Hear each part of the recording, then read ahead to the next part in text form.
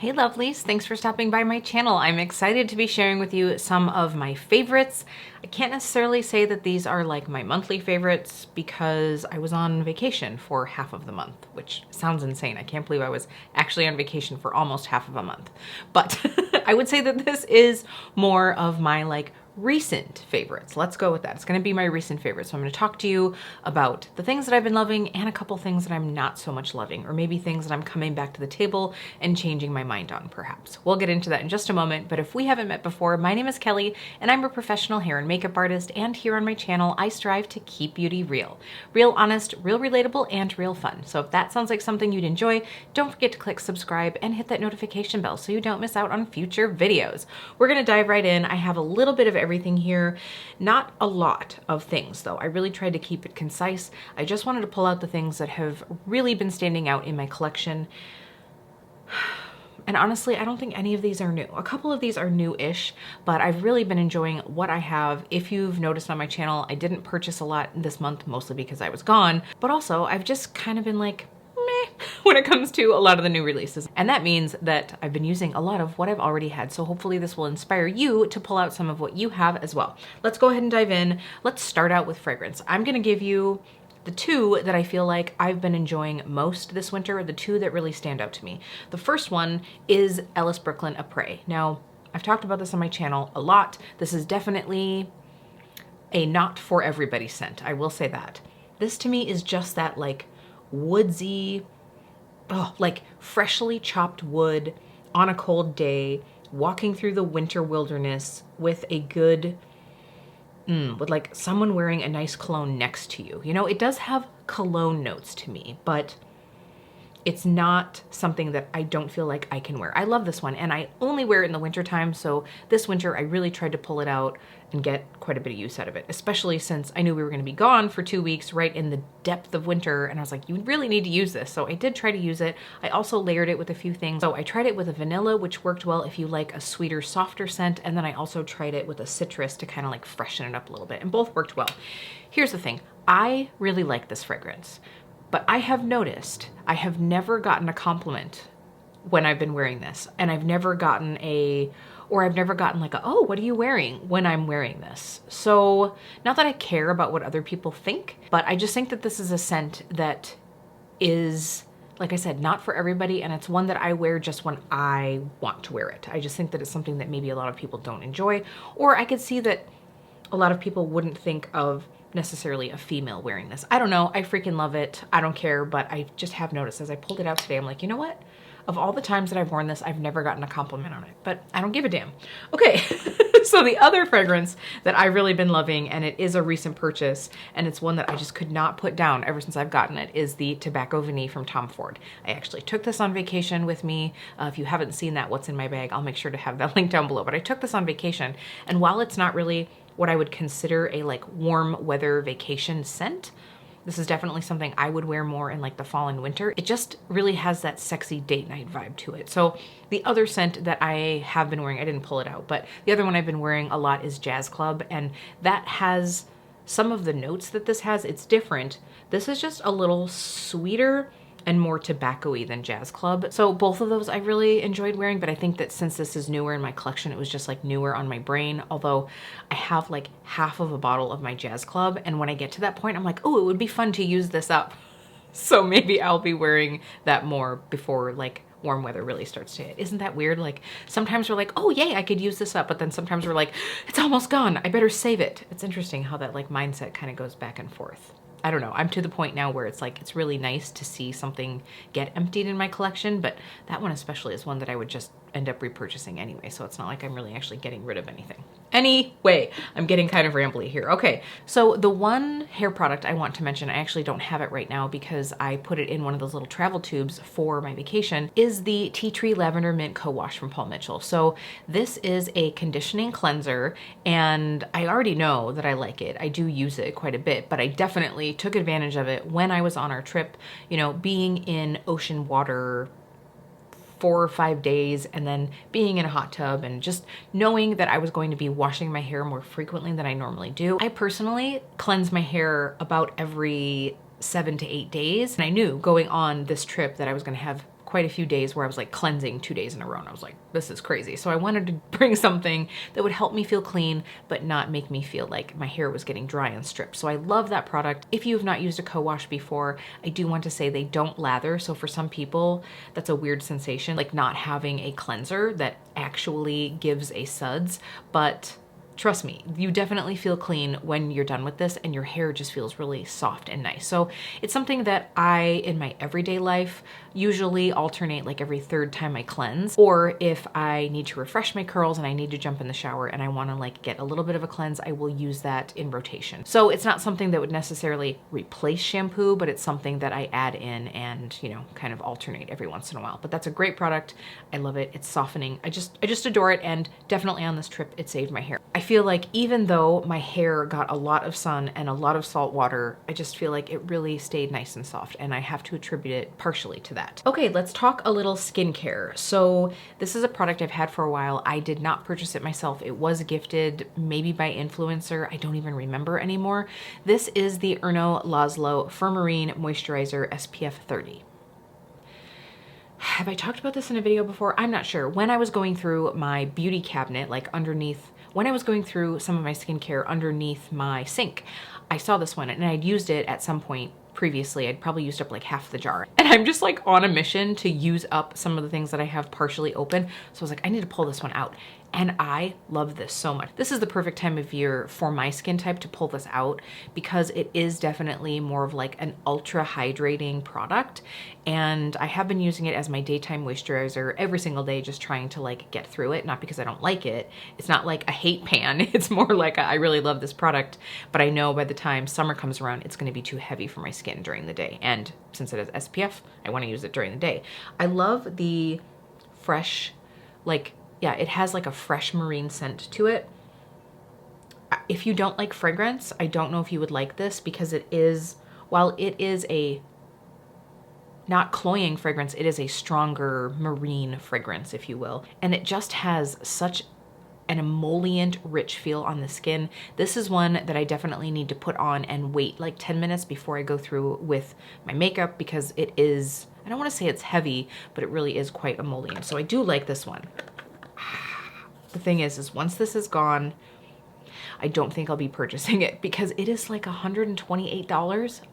$128 for 1.7 fluid ounces. That stings a little bit. If I was able to get a mega sale on it, I would consider it. But as you all know, I'm trying to get through all the skincare that I have. But if this is in your beauty budget, if you have normal leaning dry skin and you're looking for something that has an SPF 30 in it, I would give this a shot, because it is very nice. I really enjoy it. It's a luxury for me right now. So I'll be sad when it's gone, but I'll also feel like victorious for using this whole thing up. But I just had to mention it because it is one of the things that I've just been loving for the last couple months. All right, another thing that I have been really enjoying are the Isle of Paradise self-tanning drops. I have the dark version here. I just have to say, when this came out, because I got it when it first came out, which was a while ago, it was like they have like a light, medium, and a dark.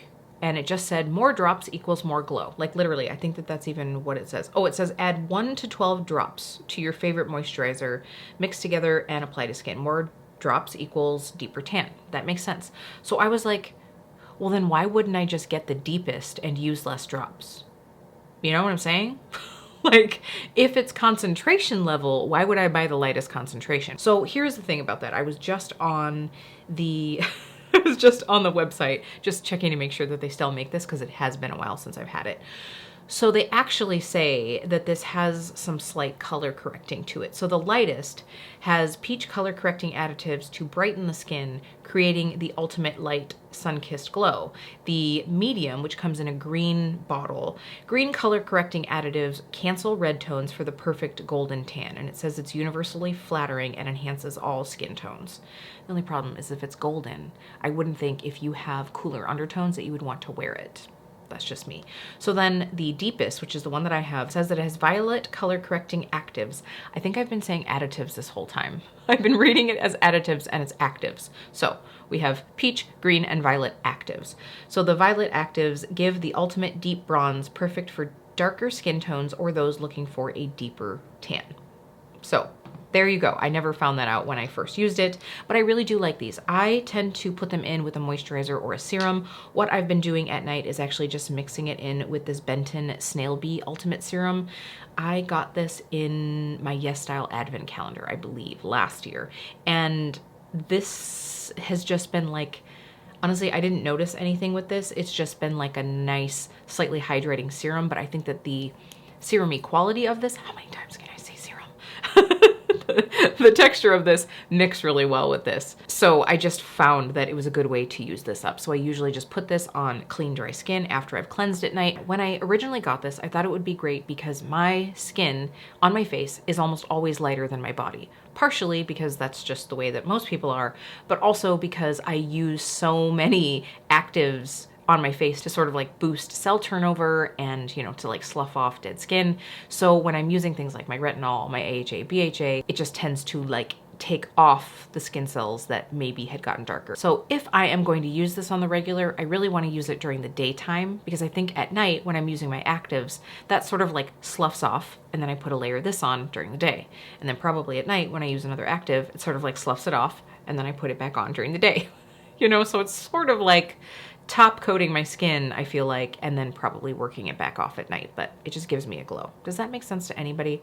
I think that got a little rambly, but anyway, I have been enjoying it and it's been a good way to use up this serum. All right, let's move into some brushes. I just have two brushes here that I've noticed in the last couple months I've been using quite a bit, so I do want to mention those. This one is a little bit random. Honestly, the reason I pulled it back out is because I think a lot of my other brushes were dirty, and this is the Artiste oval brush. What number is this? This is the Elite Oval 7. So this I've been using for my foundation slash tinted moisturizer. I just find that it really gives a beautiful finish on the skin. It definitely has like densely packed bristles. I really like using this to really buff that product into the skin, and I find that I can get just the perfect amount of coverage. It is enough to like work my tinted moisturizers into the skin, but also enough that if I'm using a higher coverage, I can really, it works really well to put something a little bit more sheer onto the skin because it doesn't leave streaks because there are so many bristles, but it also helps buff more pigmented products into the skin so I don't have to use as much and I can get a bit more sheer coverage if I so choose. So it's been a really great one. Would I ever buy another one? Probably not. I did get this at a really good deal one time when Artiste was having a great sale. I got like a little set. This is one of the few that I still use, but I do really like it. So if you happen to have any in your collection and they've sort of gone by the wayside, maybe pull it back out again and give it a go.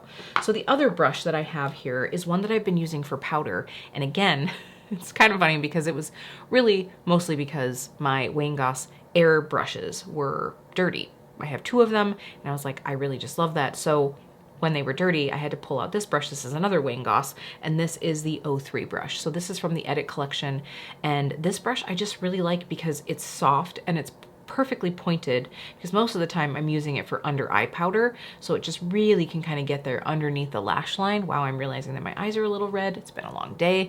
And it can also really work well for like spot powdering my nose, my forehead, my chin, things like that. So I really do like this brush. It cleans up nicely. It's worked really well on the skin. The bristles are fairly soft, not as soft as the airbrush, but also not nearly as expensive. So what else do I have in here? Okay, I want to talk about two skin products.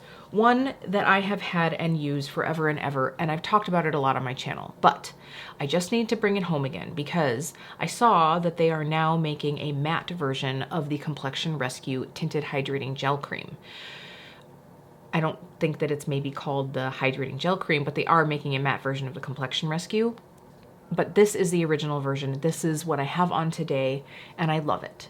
If you have not tried this yet, and you love a lightweight, light coverage, beautiful, slightly glowy, hydrating, flattering, gorgeous skin product, please give this a go. I understand that Bare Minerals is not like a sexy brand.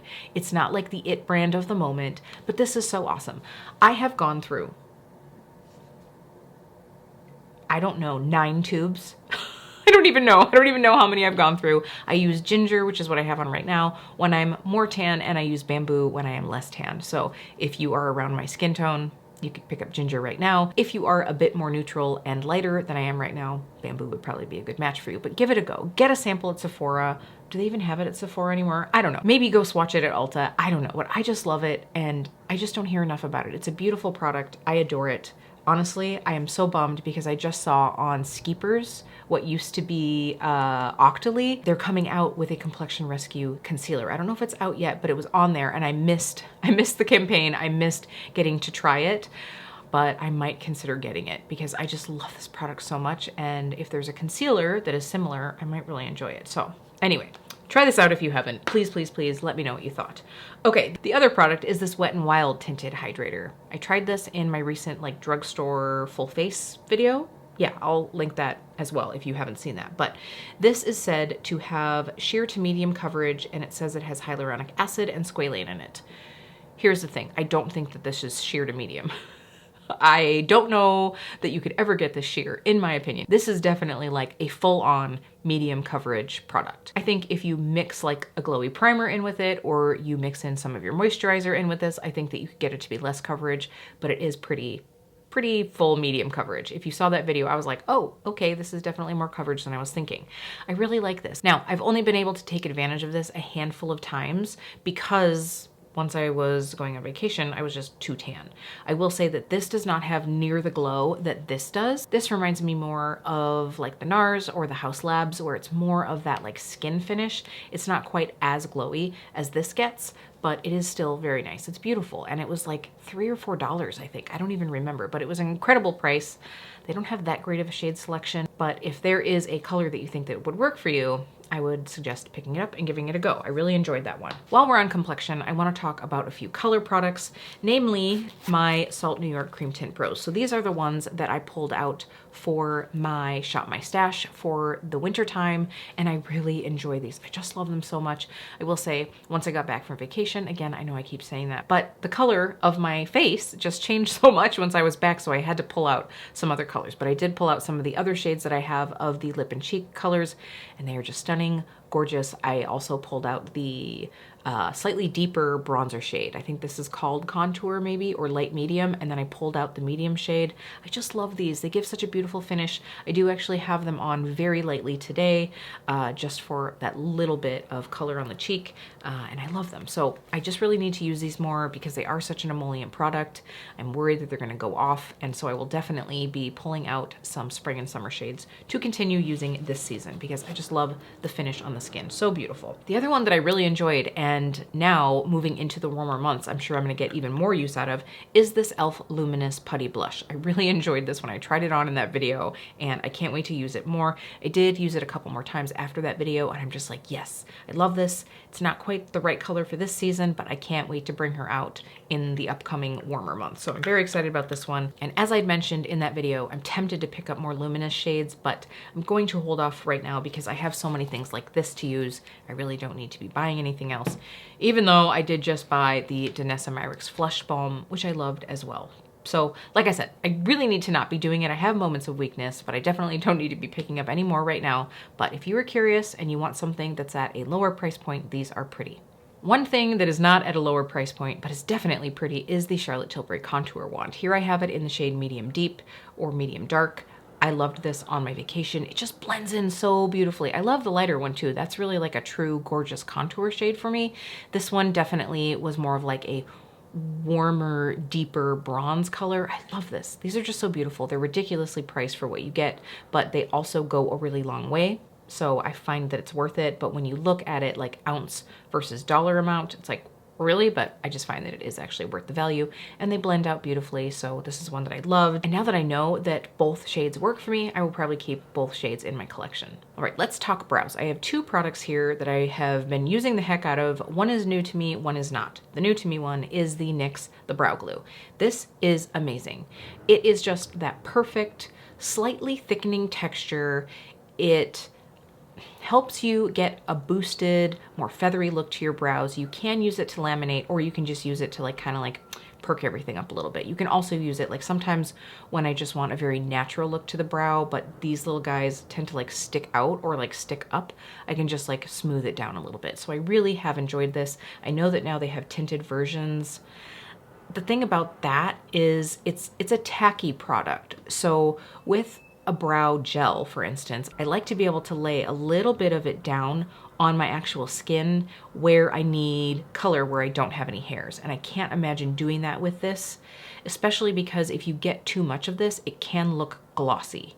And you don't want super glossy under brow skin. Does that make sense? So I don't think that I would ever get the tinted version because I'm assuming it's the same texture as this. It just has a tint to it, but I love the clear. The other product is the Glossier Brow Flick. I love this brow pen. It's around 18 bucks, which is not the most expensive. It's also not the least expensive. I have a lot of brow pens in my collection right now, so I won't be repurchasing this for a while. Could I see repurchasing it? Yes, absolutely, but I don't need to right now, so I would try to get it on a sale. But I do really enjoy this one. I have the shade brown. It's just the perfect color. It's the perfect level of opacity. It's not super opaque, but it's not as sheer as some that I've tried. The color works great. I am a huge fan of a brush tip like this has. It's the perfect like thickness. I really enjoy this. I'll definitely pick up another one in the future at some point. All right, a random eyeliner that I have to speak about. I don't think you can get this anymore. Maybe they're still on Amazon, but I'm not sure. So this is the original House Laboratories brand. And this is the Identify Gel Eyeliner in Punk. Can I just say, and I know that I said this when I did the House Labs review once they were rebranded, once they were at Sephora, these eyeliners lasted on me so much better than the new ones. I'm so disappointed with the new formula for me personally. This lasts on the eye really well. It lasts in the waterline incredibly. Like for me, it's actually hard to get off at the end of the night. Like, you know, sometimes when you just, you know, cleanse your skin, you use your balm, you use your wash, and a lot of times it just takes out what's in the waterline. That doesn't happen with this. I really think that I would need to go through with a Q-tip and like clean it all out. It's that, I don't want to say sticky. It's that long wearing. It just really lasted for me, and I have it in several colors. I'm disappointed with the new formula. I think it must be something with them going vegan. Maybe there's things in here that aren't vegan or that the brand isn't considering as clean, but I loved this. I'm glad I still have quite a bit, so if they are still available, maybe snag one. I haven't looked, but I did just want to say, like, that's what I've been using a lot in my waterline for the last couple months, and that's something that I've really been appreciating more, is like a deeper waterline to be able to get more definition without losing real estate on the outer part of my lash line. So this is something that I love. Anyway, it's kind of a random one, but it's honestly what I've been using and loving, so I had to share it. All right, a couple lip products before we get into eyeshadows. This is like a random oldie but goodie, but the Fenty Beauty Gloss Bomb in Fussy. This is my grab and go. I can wear it with anything kind of shade, and I just still love the formula so much. I think that it looks so luminous and juicy on the skin. It's just flattering. I just really enjoy it. I love the Gloss Bomb. I think that, like I said, I mean, unless I was wearing something really warm on, like, for a look, I feel like this would still go, but it just has that like light pearlescence to it that if I was wearing something like super coppery or orange, it might not go as well. But this is just that I don't have to think about it. I can throw it on and feel like I look a little bit polished. So I still love this. I have so many gloss bombs around. This is still my favorite formula versus the cream version. Now I haven't tried the heat version, and I think that is supposed to be more like the luminous version that this is. I'm tempted to try one at some point, but I really don't need any right now. But this is a classic go-to for me. I've been using it a lot just because I needed like fuss-free, don't have to think about it looks. I have one of these at work and I have one here, and once they're used up, I will repurchase for sure. One lipstick to talk about, it's Lisa Eldridge, Insanely Saturated, and it is Strawberry Shock. If you saw my vacation video, you will know that this is the one that I wore most of the time if I was going to be wearing a lipstick. It's just such a beautiful shade. This shade just screams hot weather to me. I think it will also be really nice in the spring just to have that very like vibrant lip. I found that my aesthetic has been leaning towards softer, easier eye looks with more pop on the cheeks and more lip color. Maybe that's just because I've been a little bit more tan, so maybe now that I'm like losing some of that, I might change my mind going into spring. Who knows, but I'm just really loving this. I just can't get enough of the shade, and the formula is beautiful, so this is just a reminder to pull it out if it's gotten lost in your drawer.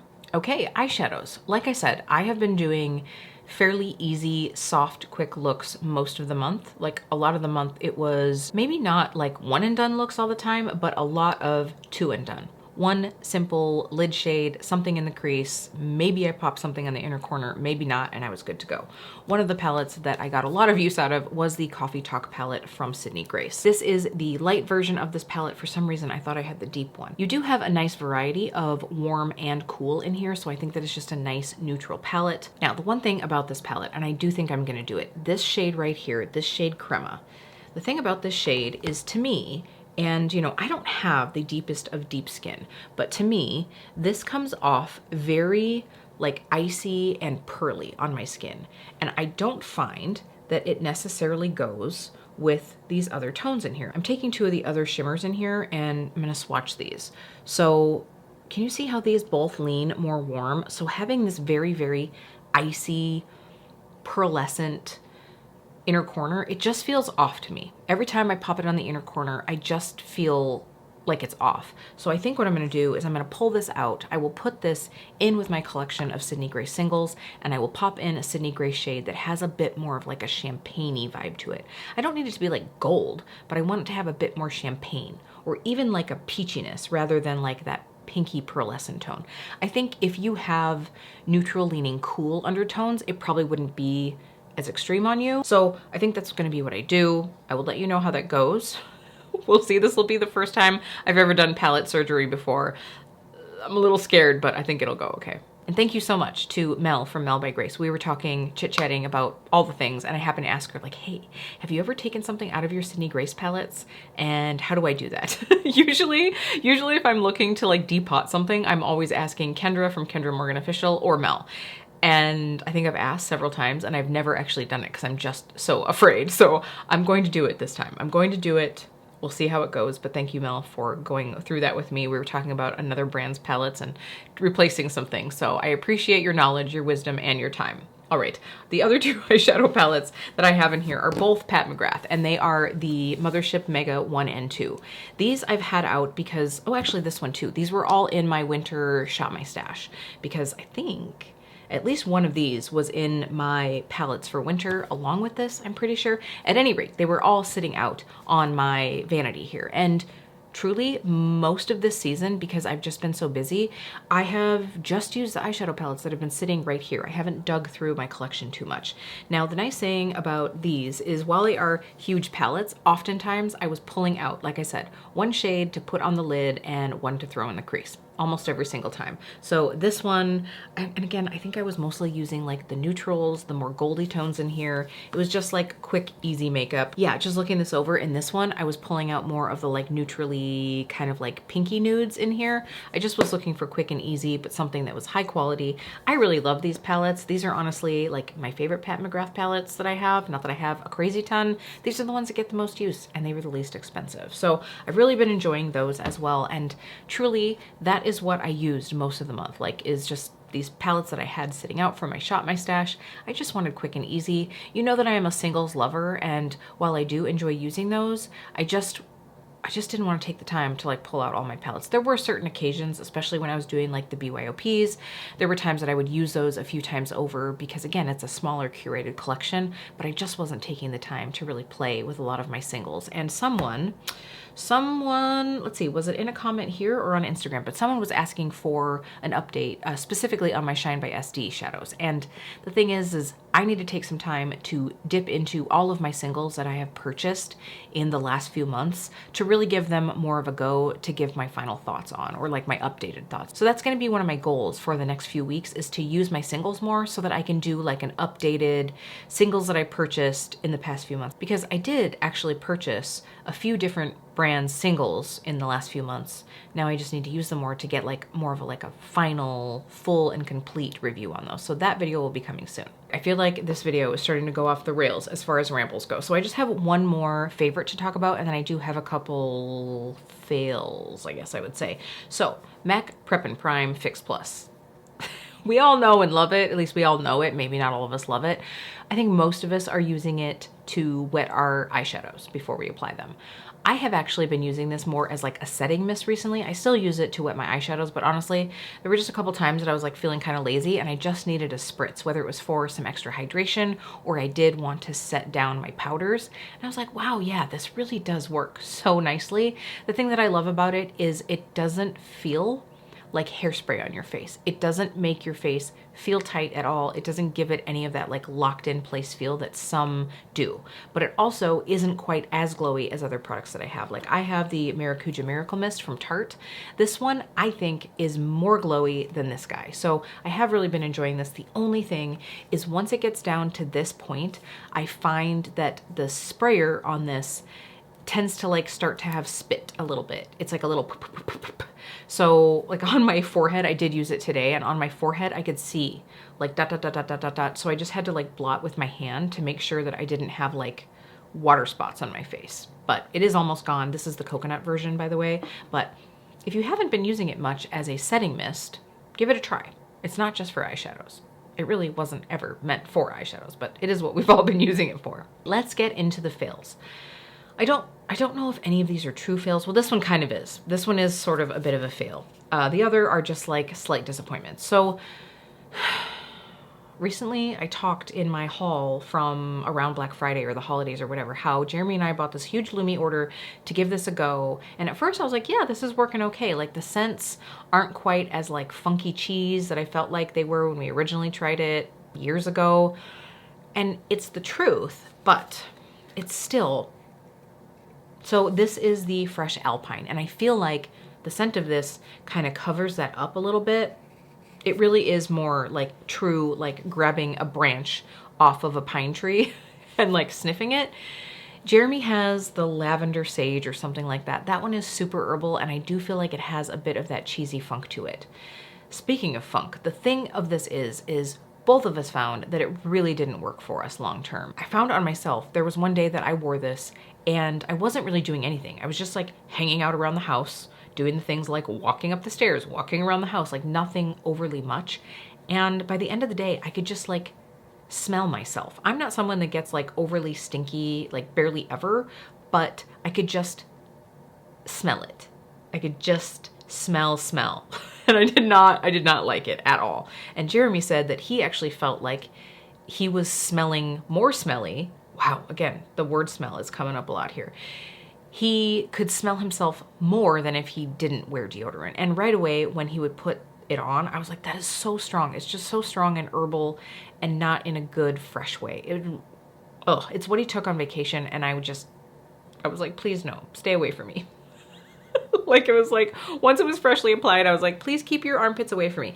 And that is one thing, is he needs to have something that smells okay, because especially like if he applies at night before we go to bed and we're like hanging out in bed and I'm like cuddling and my head is on his chest, which means that my hair goes into his armpit, right? Like if he's like got his arms out, I'm sorry, this is maybe TMI, but like I don't want my hair smelling like funky deodorant. You know what I'm saying? And I don't want it smelling like funky armpit either. So it's important to me too that it's something that smells good. Wow. Okay. Moving on. Won't be buying Lumi again. I know some people that really like it and enjoy it. I'm done with that. Native for me all the way. Okay. Let's talk about something a little less personal and weird. Mascara. The Milani Highly Rated Tubing Mascara. Here's the thing. I think that this looks pretty. I did a review of it. I mentioned that it is a wet and slightly heavy mascara, so if you are someone who has a hard time holding a curl, I think it might be an issue for you. I think that most tubing mascaras are quite wet. That's how they work. The thing about this is it is so wet though. It's so wet. I didn't notice this the first few times that I used it, but like I took this on vacation. It was about the only mascara that I wore the entire time. It's so wet that I would put it on. First of all, when I put it on, like I think I would get some flicks just from popping it on, you know, just like the wet kickback. But also I would like have it on, I would go to grab something and I would come back and I would have flecks on my face from doing nothing. I don't know, like I have pretty long lower lashes. I don't know if it's from them hitting as I'm moving, but it was ridiculous. Every single time I would have a mess. So I feel like to get the most success out of this, and it takes a while to dry. That's the other thing. It takes a while to dry, which on one hand is kind of a good thing because you have a little bit more time to try and build it up than you do with some tubing mascaras. But this, I feel like I needed to put it on and just like sit there like this, statuesque, because I was worried that I would move around and it would just be everywhere. And it happened so often. It was really frustrating.